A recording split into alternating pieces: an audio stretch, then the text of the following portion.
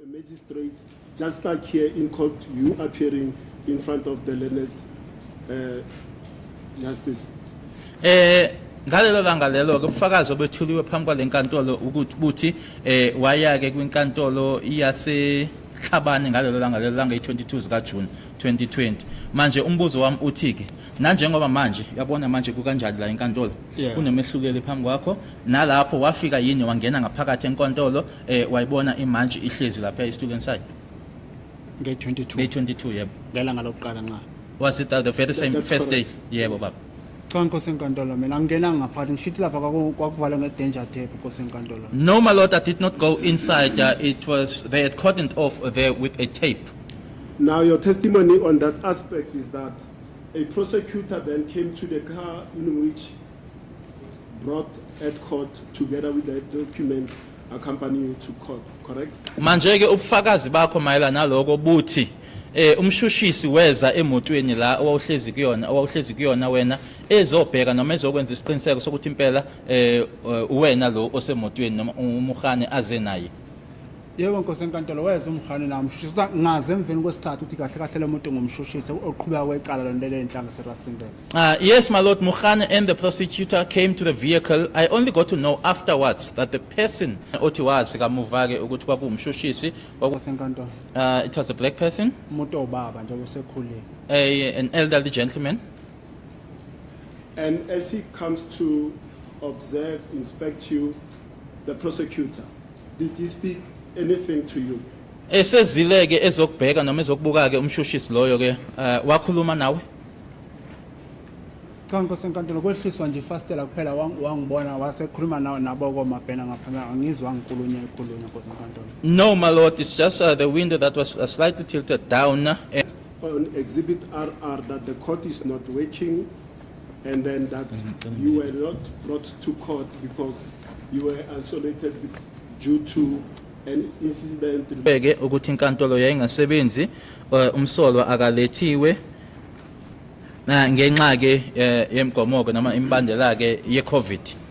Yiloko kubhaliwe okwenzeka ngazo i-29 kuJune 2020 ukuthi awulethwe inkantolo engasebenzi nokuthi futhi nawe ke awuzange uvele ngaphambi kwenkantolo ngendaba ye-COVID.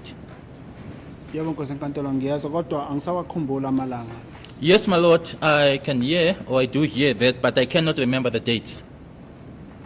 Okay, but do you recall that at some stage you were isolated due to COVID that necessitated you not to be taken to court? Kodwa ke ingabe usakhumbula yini? I was supposed to attend court in Rustenburg, but I didn't go. Mukhane came and took me, my lord, and said that I had to go and test for corona or for COVID, but I've never received the results.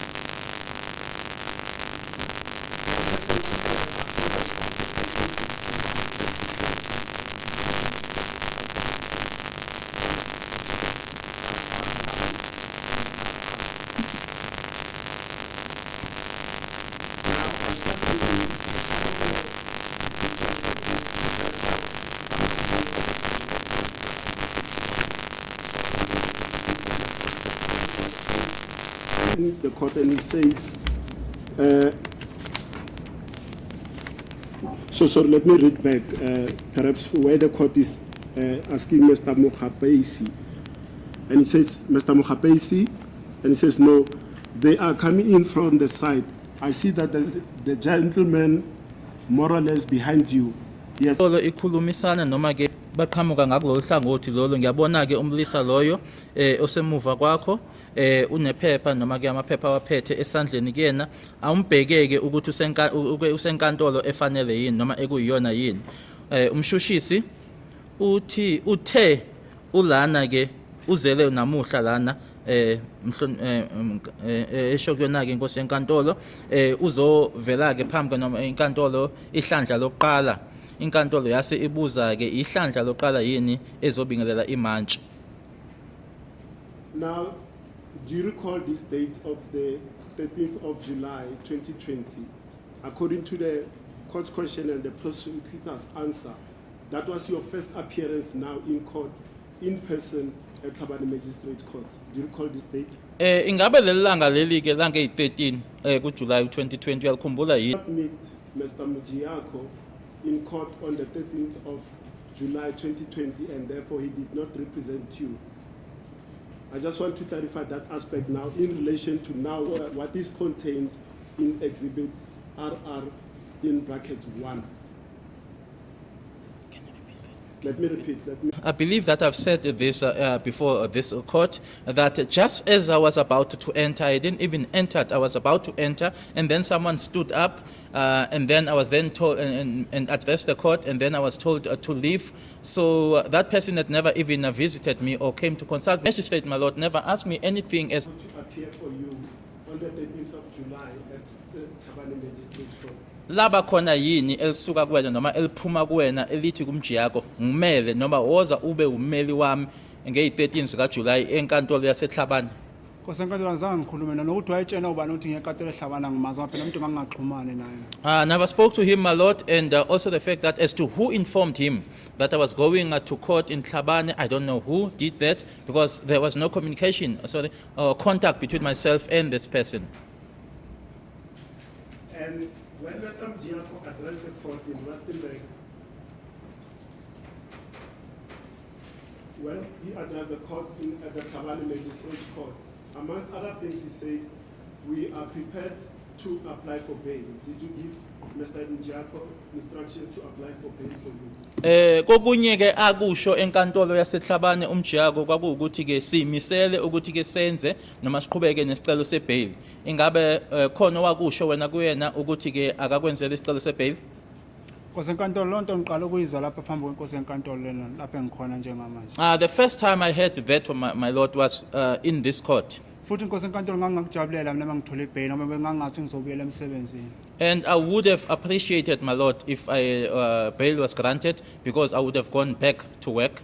Futhi ngangakujabulela mhlawumbe wena magistrate ubhale lapha ukuthi wangibuza ukuthi serious ibail ngiyayifuna. And I would also have appreciated it if it was noted here, my lord, whether I was asked by the magistrate if I wanted to be released on bail. Manje lokho kukhulunywa kwenkosi enkantolo angikwazi. But now, my lord, that which is being spoken here, I know nothing about. Now, since your arrest on the 16th of June 2020 until you appeared in Tlhabane Court on the 22 June 2020, did you consult with Mr. Mjiako pertaining to this matter or the matter that is before this honorable court being Fosnoras 636? Cha nkosi enkantolo lo muntu engithi namanje azange afika kimi noma namanje azange afika kimi. No, my lord, I am saying that this person never came to consult with me. Even now, I'm still saying that yet never came to consult with me. Now, yesterday, a letter was placed on record, and the essence thereof was Mjiako attorneys incorporating, withdrawing as your attorney of record from representing you in any matters. Was that letter, as the client of Mjiako, allegedly, was that letter sent to him? Kunencwadi efundiwe la enkantolo ebuya ke kule nkampani ke abameli noma la umjiyako ayesebenza khona ke kuleyo letter noma leyo ncwadi ke uma ifundwa khona la enkantolo ishilo ukuthi manje bona ke babe sebehoqa nanjengabameli bakho bengasaqhubeki ukuthi bazomela wena. Ingabe leyo ncwadi leyo ke nanjengomuntu ekuthiwa ke noma ekusola ukuthi wayemelwe umjiyako wayinikezwa yini leyo ncwadi wena kwathiwa nani la wena? Cha nkosi enkantolo ngiqala ukuyibona lapha ngoba ifundiwa lapha phambi kwenkosi enkantolo. No, my lord, the first time I saw it was when it was read here in court. And Mjiako comes to at any police station that you were arrested to personally inform you that he's withdrawing from representing you. Ingabe umjiyako weza yini kuwena noma kwakuyiphi ipolice station ogcinwe kuyona ke ezokutshela ke manje ke ukuthi lalela ke ndoda angisaqhubeki nokuba ummeli wakho? Cha nkosi enkantolo akazafika yimi nkosi enkantolo ngamxoshayo nje eRustenburg. No, my lord, he never arrived or he never came. I'm the one who terminated his mandate in Rustenburg. Line 9, from line 9 onwards, is that Mr. Mjiako is appearing in the Tlhabane Magistrates Court purportedly on your behalf. He then informs the court that you are abandoning a bail application. Did you give such an instruction to Mr. Mjiako? Just ngelanga nge 20 zika August. Can I just get there? My apologies, my lord. nge-20 zika-August Mr Mjiyako ke ewummeli wakho manje. Let's go to RR1, Mr. Jonas, to make it easy. RR in brackets 1. Yes, that's where I'm paging. I'm now on At this. page 22. I'm on the 17. At page 22. Sorry, my lord.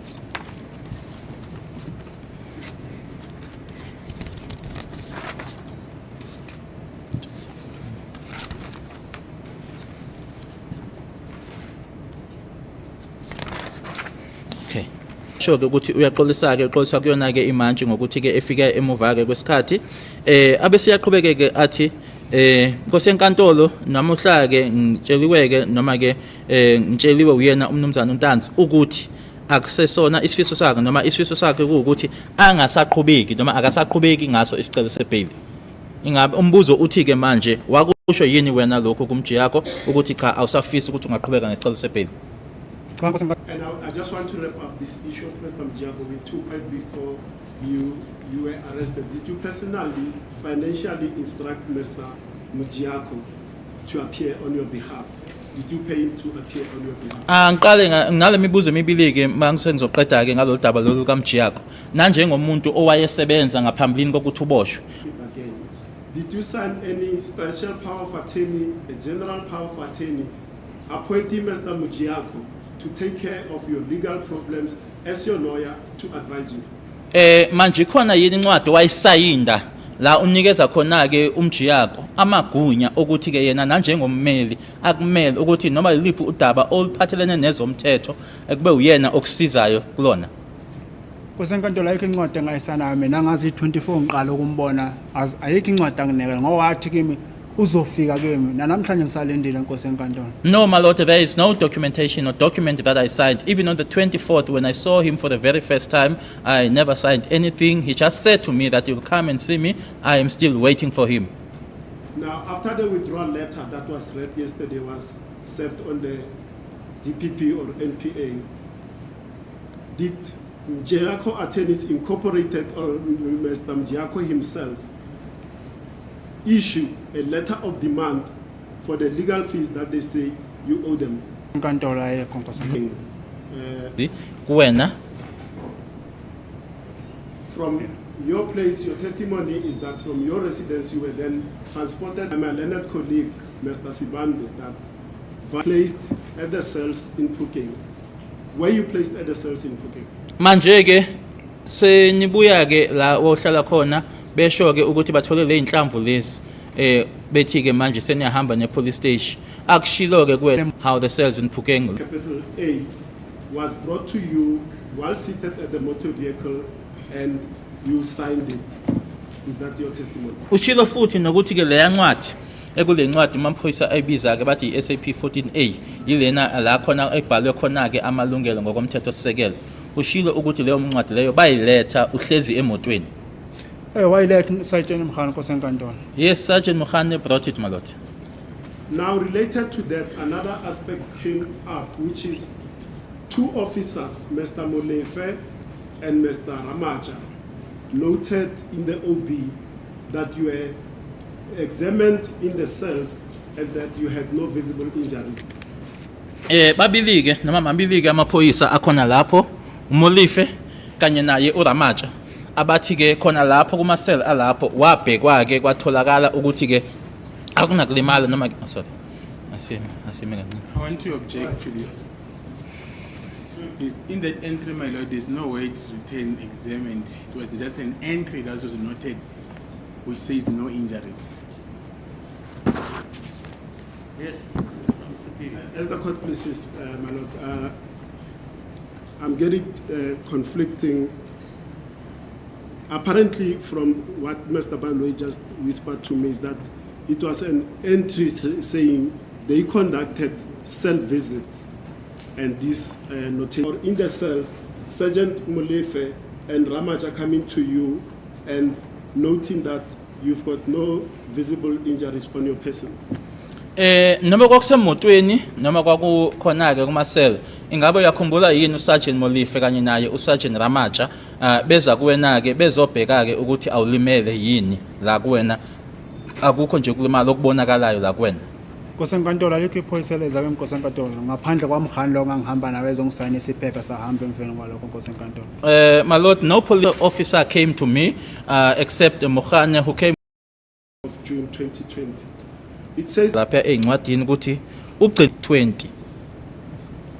Nkosi enkantolo bazethula ke kuwena ke basho ukuthi bawobani uma besho kuwena ukuthi insolo esikufunela zona yilezi bathini ke bathi insolo zeqala la kwaNongoma noma leli eliphambi kwenkantolo njengamanje. babekhuluma ngaleli cala eliphambi Nkosi enkantolo. They were referring to this matter before the court now, my lord. now, after your arrest on the 16th of June 2020 until today, the 16th of February 2024, has Mohane, as the investigating officer of that Nongoma case, booked you out and interrogated, interviewed you, or talked to you about the allegations in the Nongoma case? Ukusuka ngalo ilanga langa yi16 kuJune 2020 kuze kube namuhla ke kuyi16 zikaFebruary ngo2024 ingabe umukhanya uzo noma kuhloma imibuzo 10-2020 umshushisi selingekho ke lelo cala enkantolo ngalelo langa ingabe likhona yini ihlandla noma ilanga la owaya khona ke enkantolo wayovela noma kwaNongoma uvelela khona icala leli la kwaNongoma? Cha Nkosi enkantolo. No, my lord. And do you know any of the accused person or accused persons or convicted persons on that Nongoma case? Bakhona yini abantu baziyo ababingelela imantshi noma ke baya enkantolo beyela lona lelo cala lelo abasolwa noma abamangalelwa noma ke ukuthi abantu abalahlwa yicala kulona lelo cala la kwaNongoma? Bakhona abantu baziyo? Nkosi enkantolo angebazi mina phambi Nkosi enkantolo ngisho ukuthi mina umuntu mangangibuza ukuthi ingoma ekuphi yona answer engayiphendula lezi zamacala ngizazi Nkosi enkantolo. I did say before this court, my lord, that I don't know them. The only thing that I mentioned before this court that I was to be asked about is where is the singing or the dancing, or the traditional singing or dancing, my lord. Then I would be able to answer that, but not issues related to court cases. Now, at Pretoria North, in the bottom, Ngiqala ukuzwa lo nto Nkosi enkantolo. No. move on to the 18th. Ngalo sange 18 zika June 2020 la owathi khona ke uGininda wakusabisa khona eCarltonville. Yebo. Yes. Now, it was put to you that you are embroidering your testimony, you are patching up your testimony regarding that aspect. It never happened. What is your comment? Ake kuyena uBrigadier Gininda lokho okwaholela ekuthini ke yena ke uBrigadier Gininda athi lokhu engikutshelwa ke untanzi uyavuma ke untanzi noma untanzi uyagonyuluka ke kuloko angitshela kona khona yini owakhuluma kuyena wena? Cha Nkosi enkantolo akukho ngaphandle kwena ekhuluma ke mengisabisa kuphela. No, my lord, there's nothing except that which he spoke to me and threatening me. Now, there at Carltonville, did you tell Gininda that you wanted to make a statement to an independent officer? Khona lapho eCarltonville washo yini wena kuGininda ukuthi ufisa ukwenza istatement kumuntu oyimele? Uma sikhuluma ngomuntu oyimele ke uthi ke umuntu ongahlangene necala leli uGininda aliphenyayo. I object. I submit the witness is being led afresh at this stage. Hear you. My lord, he was taken by the prosecutor through this. Now he says you're leading the witness. Is it a leading question? Bamda says that. What do you mean by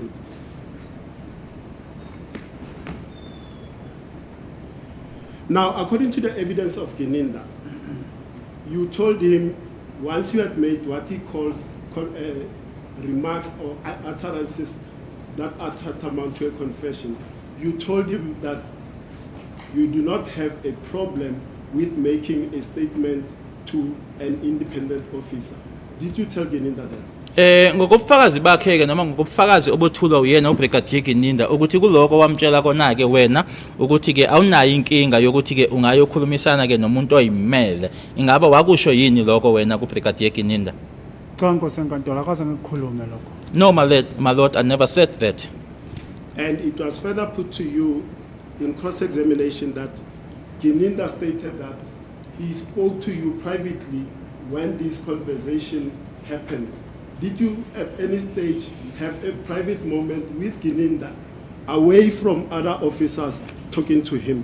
Okunye futhi okushiwo kuwena kushiwo uyena ke umshushisi ukuthi ke nkathi ke ninale nkulumo wena nayo uBrigadier Gininda anikhulumanga bekhona abanye na kunanikhulumela eceleni. Umbuzo ke uthi sikhona ke isikhathi la khona ke enanikhulumela khona eceleni wena noBrigadier Gininda. Asikho Nkosi enkantolo njengoba bengishithi babe khona lapha eduze asikho isikhathi sakhuluma khona sobabili Nkosi enkantolo. No, my lord, at no stage did we have a private conversation. The assaults and the events of the 18th of June 2020, that they did not happen. What is your comment? Okunye futhi okushiwa kuwena ukuthi ke lokho kushilo wena ke mayelana naloko kwenzeka nge-18 zika June nokushaya kwakho nge-18 zika June ukuthi yinto engekho. Uthini wena kulokho? Mina Nkosi enkantolo ngikhuluma ngento yayikhona Nkosi enkantolo eyenzeka futhi kimi. I talking about something that exists, my lord, and that happened to me. It was further put to you that the Toyota Fortuner did not go anywhere near the dumping site that you mentioned on the 18th of June 2020. Okunye futhi ke okushiwo kuwena ke ukuthi ke imoto le yanihamba ngayo iToyota Fortuner ayikaze iyeke kule ndawo le obukhuluma ngayo ukuthi ke ila kwakulahla khona ke udoti. Nkosi enkantolo ngiyathemba yona moto engangihamba ngayo mina leya Nkosi enkantolo. I believe, my lord, that that's the vehicle that I was traveling in.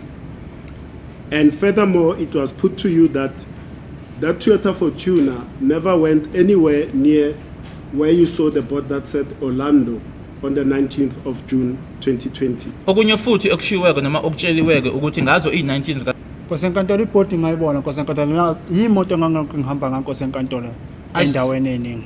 I saw the boat, my lord, and that is the vehicle that I was traveling in most of the places.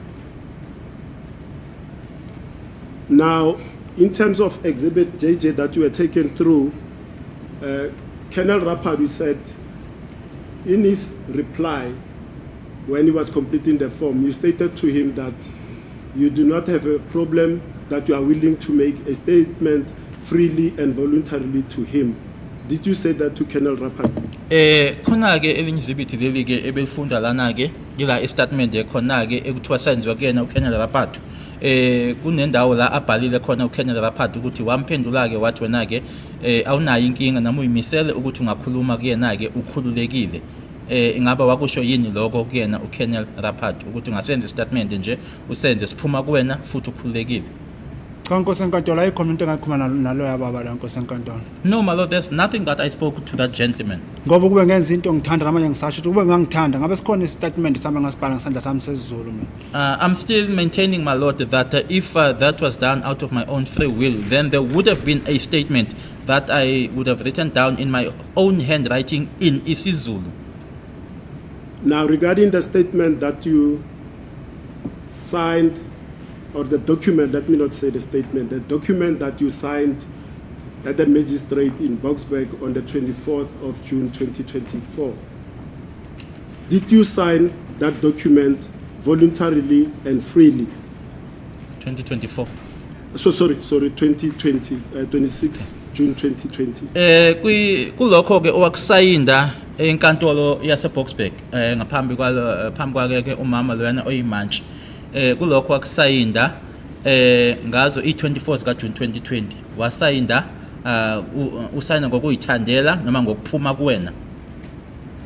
Nkosi enkantolo ngiyathemba ukuthi ngithembe lapha ngasayina isignature ngendawo ukuthi ngangisanele ukuthi ngicelele izinto engangicethe ngicela ukugeza ngicela nokufona ngangazi ukuthi ngizofonisiwe futhi ngangafonisiwe nganganezwa nezinto zokugeza Nkosi enkantolo. My lord, I did mention it before this court that when I signed there, that indeed I signed, and when I signed there, it was for the request that I had made, where I requested to make a telephone call as well as getting some.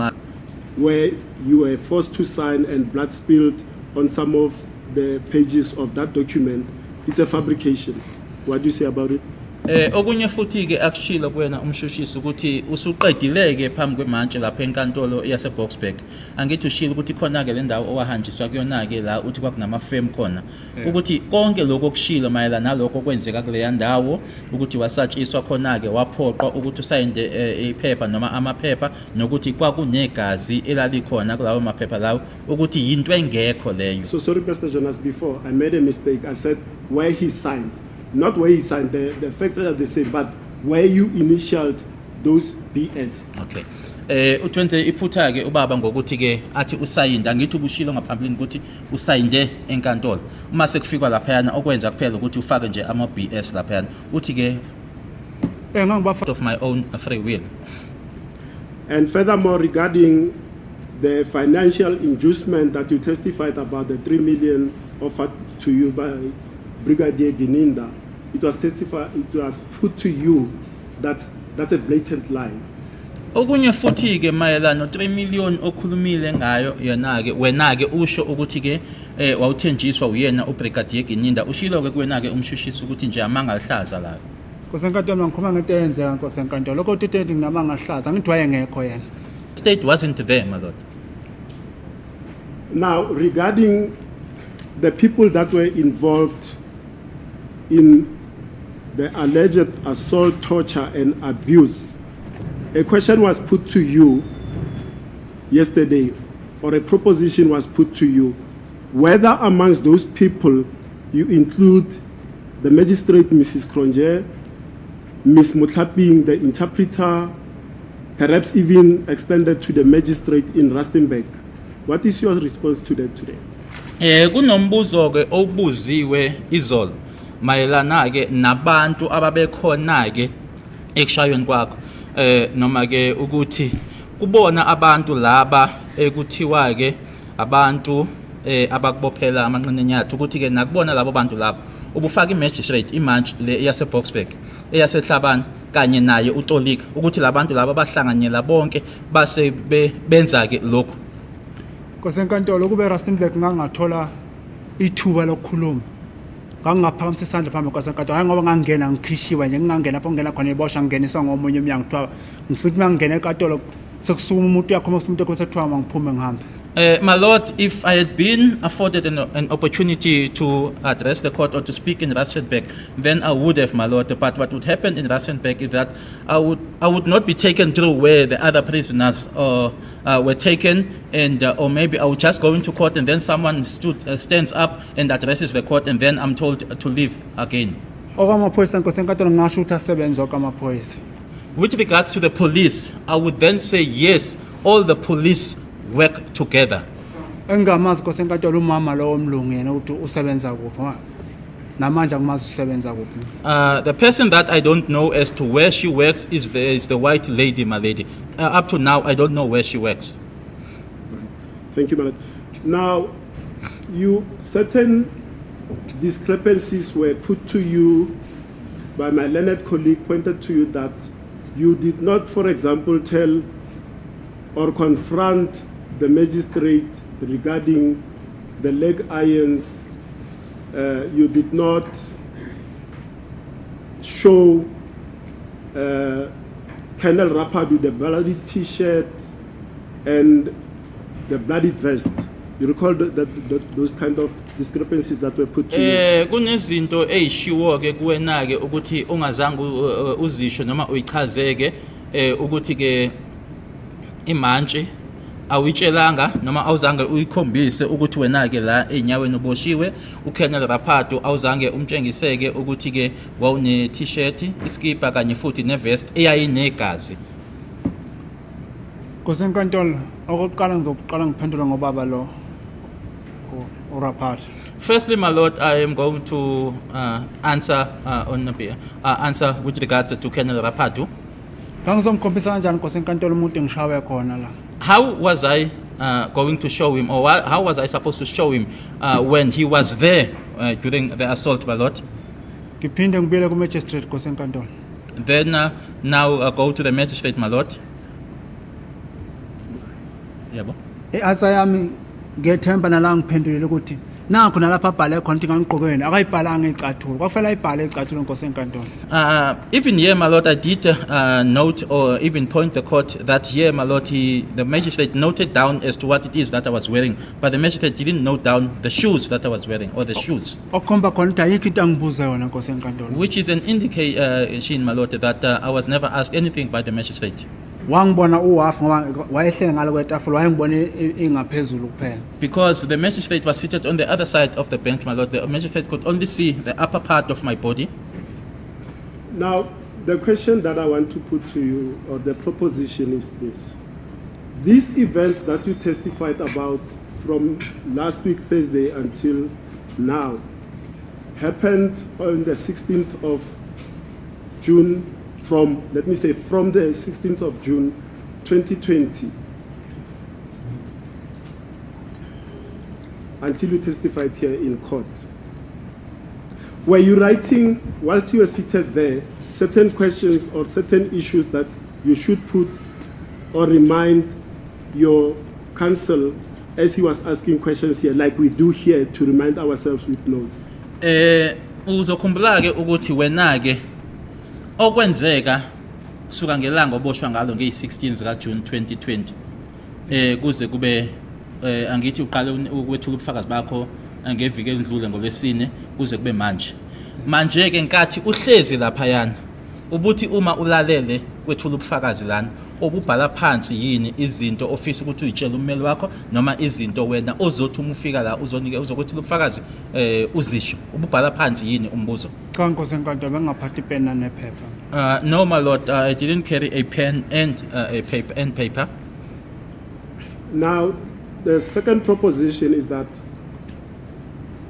these events, like I said, they happened 16 June 2020, some 3 years ago.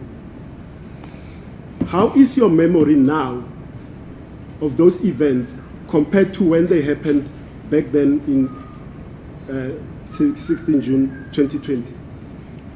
Ngishilo ke ukuthi ke izehlakalo lezi ezenzeka nge-16 zika June 2020 manje ke asithi nje iminyaka nje emithathu indlela ke okhumbula ngayo noma osakhumbula ngayo lokho okwenzeka manje uma uqhathanisa nalesi yasikhathi ke uma zaziqeda nje zazisanda ukwenzeka ukuthi indlela okhumbula ngayo uma uqhathanisa manje nangalesi yasikhathi indlela okhumbula ngayo ungathi ikanjani?